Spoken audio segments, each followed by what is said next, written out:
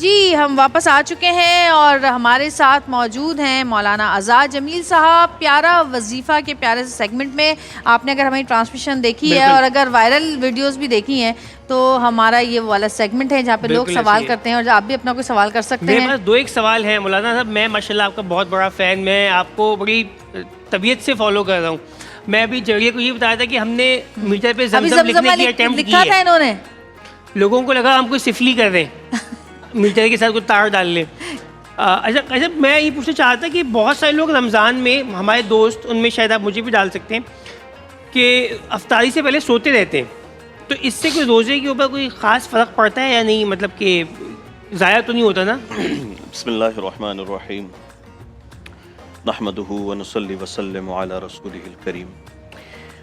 آپ نے جو سوال کرا ہے کہ رمضان میں اکثر لوگ وہ سوتے رہتے ہیں, اور کچھ لوگوں نے اپنے پورے سال میں ہفتہ وار چھٹی کوئی نہیں رکھی ہوتی, انہوں نے یہ منتھلی چھٹی انہوں نے رکھی ہے سال میں ایک, یعنی پورا مہینہ سال میں ان کا آف ہوتا ہے. اور وہ کچھ لوگ ایسے ہیں نا کہ وہ بالکل کوئی کام نہیں کرتے, جاب بھی نہیں کرتے, بزنس بھی نہیں کرتے. اگر وہ کرتے ہیں, اچھا اس کے دو پہلو ہیں, ایک پازیٹو ہے ایک نیگیٹو ہے. جو پازیٹو پہلو ہے کہ لوگ سوتے ہیں, اس کا مطلب یہ ہوتا ہے کہ وہ رمضان کو نا عبادت کا لطف حاصل کرنے کے لیے نا, رمضان چونکہ ظاہر ہے انہوں نے یہ ایک کانسیپٹ عقل مندی کا, دیکھیں عقل مند ہے نا, بالکل وہ حدیث میں آتا ہے نا کہ الکیس من دان نفسہ وعمل لما بعد الموت والعاجز من اتبع نفسہ ہواها وتمنى علی اللہ. عقل مند آدمی وہ ہے کہ جو مرنے سے پہلے مرنے کی تیاری کرے, یہ حدیث میں آتا ہے. چونکہ یہ وہ تیاری اس کے لیے اپنے آپ کو ریپیٹ کرنا اور ایسا ماحول بنانا کمفرٹ زون میں جب آپ ہوتے ہیں, تو ایک یہ کہ آپ نے فرض پڑھے اور پھر آپ سو گئے, تو اس سونے میں تو کوئی ممانعت نہیں ہے. اور اگر یہ اندیشہ ہو نا کہ خدا نہ خواستہ گناہ میں مبتلا ہونے کا, تو پھر اس سے بہتر سونا ہے. اگر گناہوں کی طرف جانا ہے تو اس سے بہتر سونا ہے. تو یہ ہے کہ اگر فرائض چھوٹ رہے ہیں اور انہوں نے صرف روزہ رکھا ہے, تو میں یہ سمجھتا ہوں کہ جو فرض اس سے چھوٹ رہی ہے, تو پھر ایسے روزے کا فائدہ کیا حاصل ہوا؟ آپ نے تو صرف روزے کا فرض ادا کیا. اچھا کچھ لوگ کہتے کیا ہیں پتہ ہے؟ کچھ لوگ جویریہ یہ کہتے ہیں کہ ہم تو جھوٹ بولتے ہیں, ہمارے روزے کا کیا فائدہ؟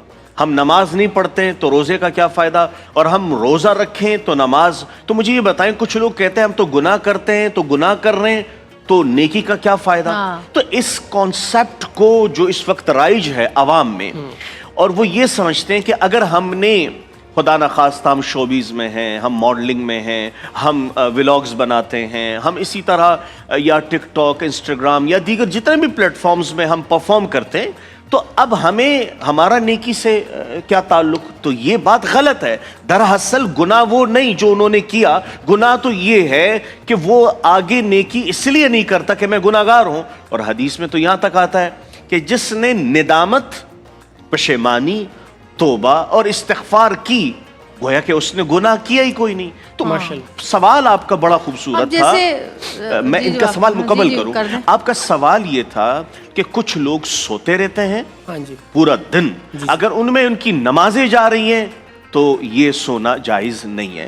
اور اگر وہ فرائض پڑھتے ہیں اور اس کے بعد سوتے ہیں, اس لیے چونکہ خرافات ہیں, لایانی میں مبتلا ہونے کا ڈر ہے, تو میرے خیال میں اس جاگنے سے یہ سونا پھر بہتر ہے. صحیح ہے. اچھا بہت جیسے بھی آپ نے بات کی کہ لوگ کہتے ہیں کہ جی ہم تو گناہ گار ہیں, ہم ٹی وی پہ آتے ہیں, ہم ایکٹر ہیں یا ہم ولاگرز ہیں, تو ہم نہیں کہتے, وہ لوگ زیادہ کہتے ہیں.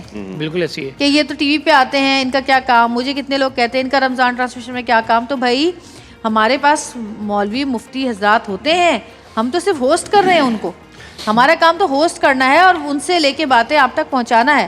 اور جڑی میں مجھے لگتا ہے کہ جس نے سزا اور جزا کا معاملہ اللہ رب العزت نے اپنے پاس رکھا ہوا ہے, تو یہ اللہ پاک کو ہی ڈیسائیڈ کرنے دیں, ہمیں اس چیز میں بولنا وہاں بنتا نہیں ہے. میں تو خوش قسمت سمجھتی ہوں اپنے آپ کو کہ اللہ تعالیٰ نے مجھے چنا ہے, اور جن 2 سال میں نے ٹرانسمیشن نہیں کی, تو مجھے لگتا تھا کہ یار ایسا کیا ہو گیا مجھ سے کہ میں اس طرح سے, دیکھیں نا ہم 5 گھنٹے یہاں پہ اللہ کی بات کرتے ہیں, بالکل ٹھیک ہے, ہم بیچ میں کھانا بھی پکاتے ہیں, اسکن پہ بھی جاتے ہیں, لیکن اللہ تعالیٰ کی بات تو ہو رہی ہے. تو اللہ تعالیٰ نے تو ہمیں چنا ہے کہ ہم اللہ تعالیٰ کی حمد و ثنا بیان کر سکیں یہاں بیٹھ کر. اور اگر بیان نہیں کرتے تو کم سے کم سنتے تو ہے, ہمارے مولانا حضرات سے ہم سنتے تو ہے. کالر ہمارے ساتھ موجود ہے, بات کرتے ہیں. ہیلو, السلام علیکم. ہیلو جی, ٹی وی کی آواز بند کر دیجئے. ہیلو, السلام علیکم. ہیلو, اچھا جی, لائن کٹ گئی ہے.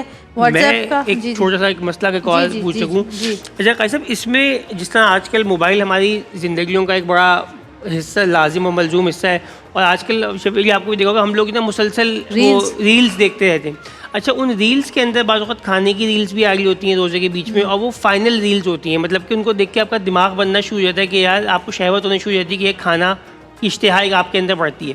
دوسرا ہوتا ہے کبھی آپ کے سامنے ایک بہت اچھی ریل آ جاتی ہے اور کہیں ایک دم سے آپ کے سامنے ایک بہت عجیب سی ریل بھی آ جاتی ہے, تو وہ چیز بار بار سوئچ ہو رہی ہوتی ہے. ابھی آپ نے کوئی ایک اچھی بات سنی اور اس کے فوراً بعد ہی کچھ پوری سی بات عجیب سی بات آ گئی, عجیب سی ریل آ گئی, اور تو اور آپ تلاوت سن رہے ہوتے ہیں, بیچ میں ایڈ آ جاتا ہے, بیچ میں ایڈ آ جاتا ہے. ہاں, اس کے اندر آپ وہ ایک ٹون چل رہی ہے گانے کی جو بھی ہے, مطلب کہ وہ, تو اس کا کیا ہے, اس پہ اس سے کوئی مطلب فرق پڑتا ہے, اس سے نہیں ہوتا ہے, تو انسان سے کیا تدابیر اختیار کرے؟ دیکھیں, سب سے پہلی بات ذہن میں ہمیشہ ذہن نشین رکھنی چاہیے, ایمان کا تعلق 70% یعنی 70% ایمان کا تعلق وہ آنکھوں کے دیکھنے سے ہے. اوہ اچھا, 70% ایمان آنکھوں کے دیکھنے سے آتا ہے. اچھا, یہ جو کردار ہے نا, کردار, اس کا تعلق ایمان کے ساتھ بہت جڑا ہے. آپ صلی اللہ علیہ وسلم نے فرمایا الحیاء شعبۃ من الایمان, حیا ایمان کا شعبہ ہے. آپ صلی اللہ علیہ وسلم نے فرمایا حیا ایمان کا شعبہ ہے. اگر حیا چلی جائے تو فرمایا ایمان ساتھ چلا جاتا ہے. اب ایمان جائے گا تو حیا ساتھ چلی جائے گی. اور پھر روایات میں آتا ہے کہ اگر تم حیا نہ کرو تو تم جو چاہے کرو. وہ کیا آنکھ ہوگی جس میں حیا نہ ہو, اور پھر وہ آنکھ جو ان نافرمانیوں میں دھت جائے, وہ اس کو کیسے دلوائیں گے آپ, اس کے لیے کیا کرنا پڑے گا؟ تو یہ وہ آنکھ ہے جس نے کل اللہ کو دیکھنا ہے, اللہ کو دیکھنا ہے اس آنکھ نے. تو مجھے بتائیں, وہ شرمندگی ایک انسان یہ ہے نا کہ آنکھوں سے کیا اور پھر اس پہ ندامت, آنکھوں سے کیا تو اس پہ پشیمانی, لیکن آپ صلی اللہ علیہ وسلم نے فرمایا کہ جب تمہیں نیکی خوش کرے اور گناہ غمگین کر لے تو سمجھ جاؤ ایمان والے ہو. مجھے بتائیں, نیکی آپ کو خوش کر رہی ہے, گناہ غمگین کر رہا ہے؟ یہ کانسیپٹ پھیل گیا ہے, نیکی خوش نہیں کر رہی, گناہ غمگین نہیں کر رہا. کیوں؟ اور آپ صلی اللہ علیہ وسلم نے فرمایا کہ جو نادان آدمی میری امت کا کون ہے, جو دوسروں کی دنیا کے لیے اپنی آخرت داؤ پہ لگا دے. تو کیا ہم نے ہر چیز ریلز پہ دکھانی ہے؟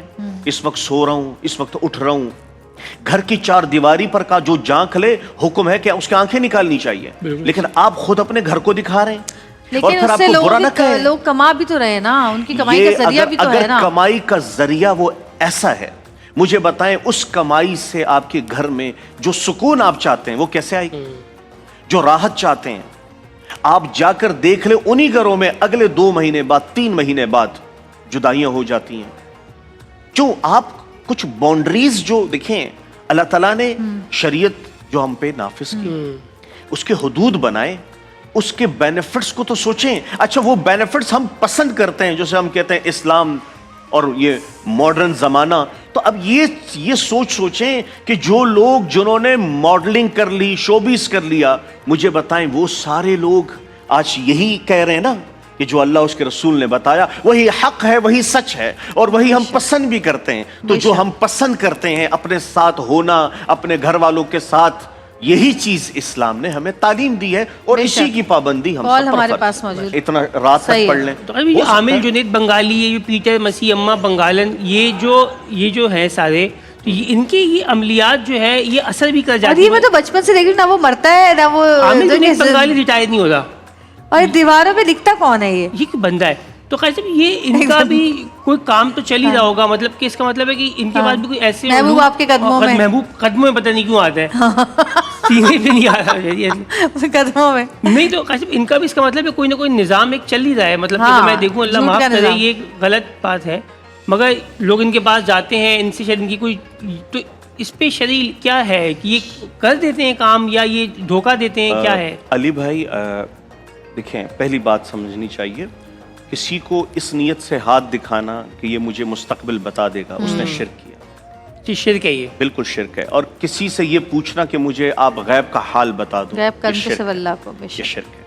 और किसी से ये चीज़ पूछवाना कि यार ये शायद कोई मेरे मुस्तकबिल को या मेरे हाल को जानता है, तो देखें इसकी ममानियत है। हमें बिल्कुल भी ऐसे लोगों के पास जो इस किस्म के फाल निकालते हैं या जो इस किस्म की तदबीरें बताते हैं, उनसे इज्तनाब करना चाहिए। ये दर हकीकत कॉलर्स बहुत कॉल्स आ रही हैं आपके लिए, बहुत पूरे पाकिस्तान से कॉल कर रहे हैं लोग। हेलो अस्सलाम वालेकुम जी, कौन बात करें?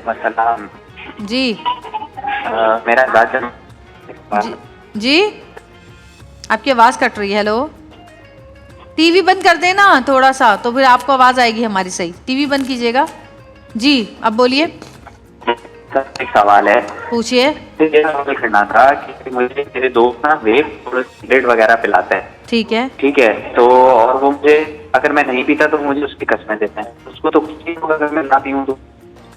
अच्छा भाई, दोस्त जो हैं वो वेप और सिगरेट पिलाते हैं, वेप कहते हैं ना उसको, हाँ, वेप। वेप और शीशा और सिगरेट पिलाते हैं, और नहीं पीता तो कस्में दे दे के पिलाते हैं, तो क्या करें? दोस्त जो हैं, मैं समझता हूँ ये दोस्त ही नहीं है जो आपको ये चीज़ें पिला रहे हैं या इस तरफ लेके आ रहे हैं। सही कहा, तो बिल्कुल। मेरे ख्याल में आप इनसे बड़े कोई आपके दुश्मन नहीं हो सकते। इनको आप दोस्त समझ रहे हैं, दोस्त नहीं है। दोस्त हाँ। वो है जो अच्छे अमल की तरफ सही। लेके आए, दोस्त वो है जो आपके लिए आसानी पैदा करे, सही। दोस्त वो है जो आपकी दुनिया व आखिरत का खैर ख्वाह हो। ये दोस्त नहीं हो सकते जो इन चीज़ों में आपको लगा दे। अच्छा जी मौलाना साहब, मेरी 5 बेटियां हैं, मैं चाहता हूँ अल्लाह ताला मुझे औलादे नरीना अता फरमाए, इस मकसद के लिए कोई वजीफ़ा बताएं। बेटा चाहिए इनको 5 बेटियों के बाद। अगर किसी के यहाँ बेटियां हों और वो चाहता है कि अल्लाह ताला औलाद बेटा। नारीना अता करे, तो आप रोज़ाना सूरह मोहम्मद की तिलावत करें, ठीक है। और सूरह मोहम्मद की तिलावत के साथ आप ये नियत करें कि अगर अल्लाह ताला आपको औलाद अता फरमाएंगे तो आप अपने बेटे का नाम मोहम्मद रखेंगे। ये भी एक मुजर्रब है।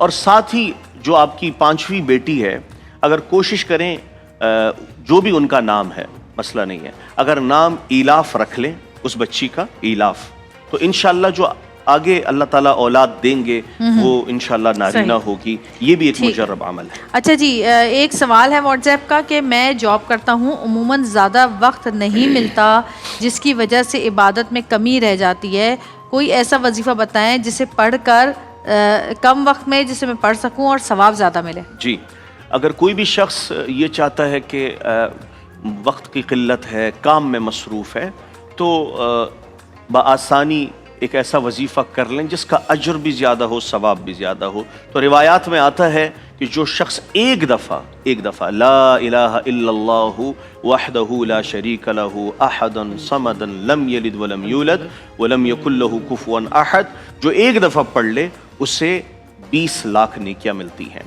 तो मुझे बताएं, रमज़ान में हर अजर जो है वो 70 गुना बढ़ जाता है, तो ये 20 लाख तो आपकी नेकियां 14 करोड़ पे पहुंच गई। तो जितनी दफ़ा आप पढ़ सकते हैं इंशाल्लाह अल्लाह की ज़ात से उम्मीद है उतनी ही आपको नेकियां मिलेंगी। हिसाब बड़ा अच्छा है, आपने 20 लाख जल्दी से 14 करोड़ भी कर लिया। तो ऐसा ही है ना, हम यहाँ तो हिसाब मैथ्स में अच्छे थे आप, जी इसका बहुत मतलब। अच्छा था। मगर जो कुछ लोग कहते हैं कि बेटियां भी अल्लाह की रहमत हैं, और मैं तो समझता हूँ कि माशाल्लाह आप सल्लल्लाहु अलैहि वसल्लम की भी बेटियां ही थी। जी बिल्कुल। और इसमें अगर अल्लाह ताला ने इनको दी हैं तो मेरे ख्याल से उनको खुश होना चाहिए, तो बल्कि बाई से बरकत है। नहीं देखें, एक मतलब 5 बेटियां हो गई बेटे के चक्कर अच्छा, में। देखें, नहीं रुकना चाहिए अब तो मेरे ख्याल में। एक बात और देखें, जब घर में बेटा होता है ना, तो वो अपनी बहनों का ना मुहाफिज भी होता है। एक तरह से देखा जाए ना, दुनियादारी में असबाब के तौर पर, चूंकि ये असबाब की दुनिया है, बगैर उसके हम चल नहीं सकते। तो अगर कोई ये ख्वाहिश करता है कि औलाद नारीना हो, तो मेरे ख्याल में मुज़ायक़ा नहीं है। अल्लाह ताला ने नेमतें दी हैं, तो ये भी वो बेटी अगर रहमत है, नेमत है, बेटा रहमत है इंशाल्लाह। کوئی مسئلہ نہیں. ماشاء اللہ.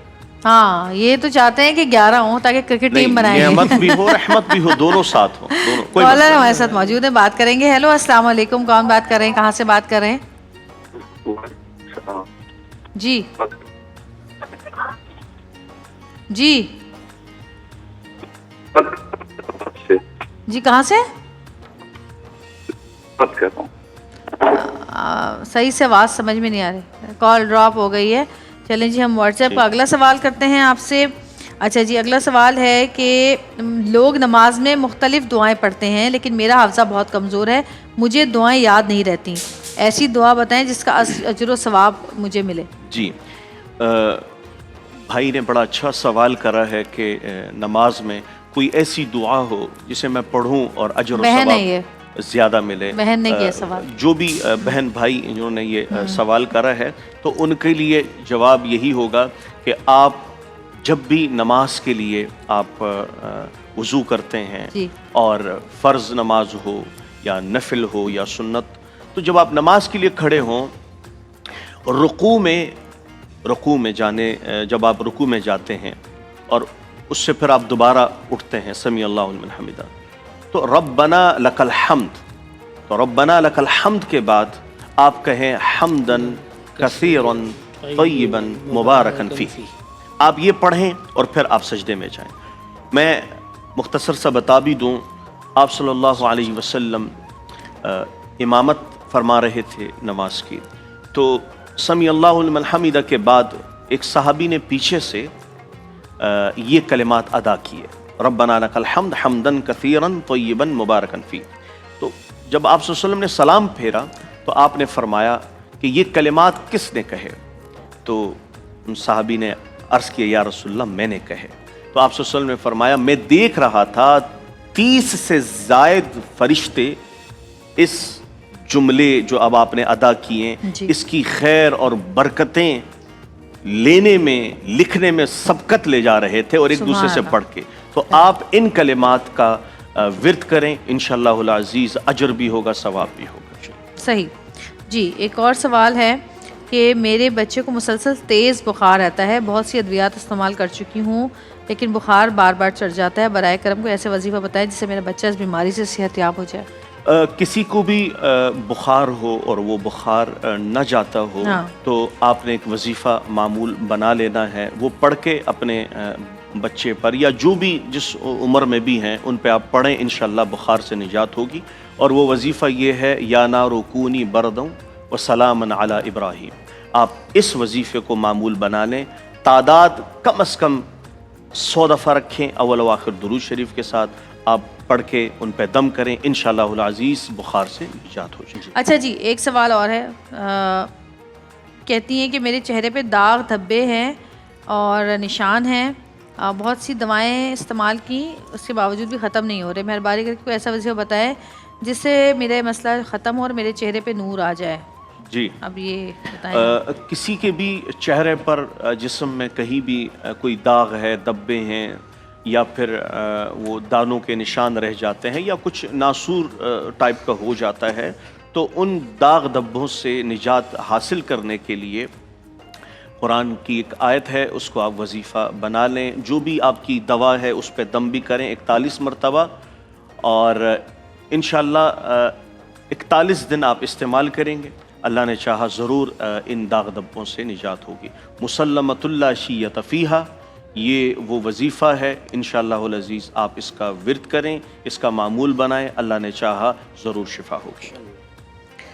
اچھا جی, کالر ہمارے ساتھ موجود ہیں. ہیلو السلام علیکم. ہیلو جی, السلام علیکم, کون بات کر رہی ہیں؟